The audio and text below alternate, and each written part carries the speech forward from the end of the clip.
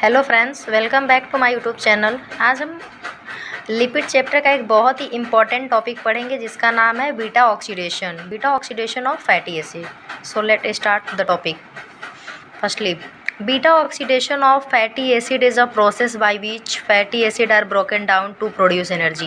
Beta oxidation क्या होता है? बीटा ऑक्सीडेशन एक ऐसा प्रोसेस है जिसमें फैटी एसिड का ब्रेक डाउन होता है और एनर्जी प्रोड्यूस होती है।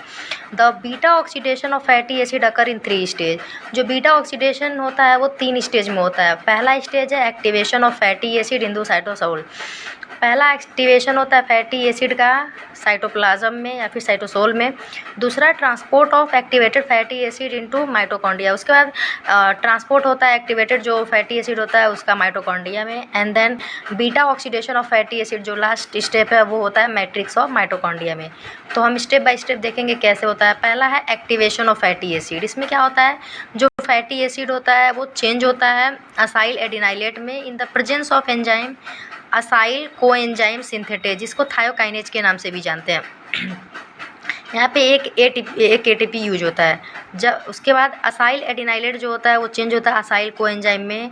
Now it is an active. अब इसके बाद ये जो प्रोडक्ट बना असाइल कोएंजाइम में ये एक्टिवेटेड फॉर्म है फैटी एसिड का।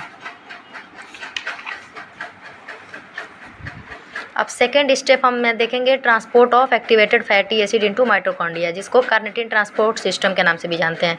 यहाँ पे सबसे पहले साइटोसोल में क्या होता है, असाइल कोएंजाइम में जो एक्टिवेटेड फॉर्म था और कार्निटिन मिलते हैं आपस में और यहाँ पे बनता है असाइल कार्निटिन और कोएंजाइम साइड से निकल जाता है।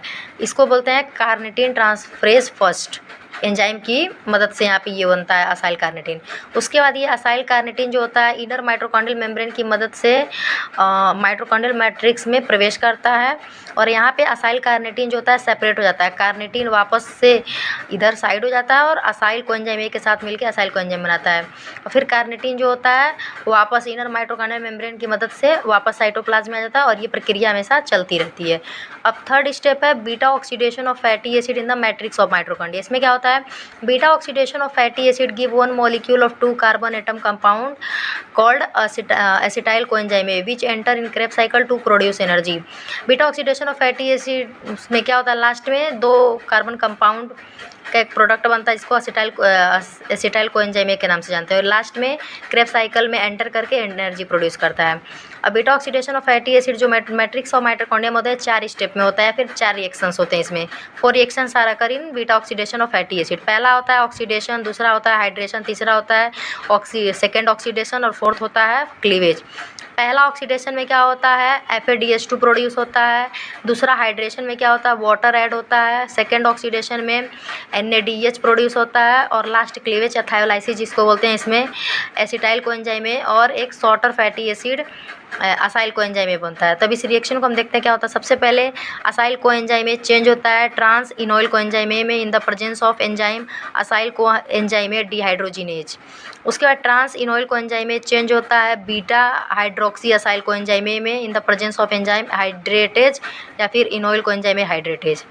उसका बीटा हाइड्रोक्सी इसाइल कोएंजाइम जो होता है चेंज होता है बीटा कीटो इसाइल कोएंजाइम में in the presence of enzyme beta hydroxy acyl coenzyme dehydrogenase.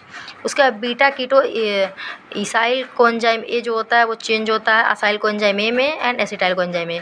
ये जो होता है ये शॉर्टर फैटी एसिड होता है, बहुत कम टाइम के लिए बनता है और ये अगेन एंटर कर जाता है बीटा ऑक्सीडेशन साइकिल में ताकि वो जो भी प्रक्रिया है उसको चलाया जा सके कंटिन्यू। Thank you.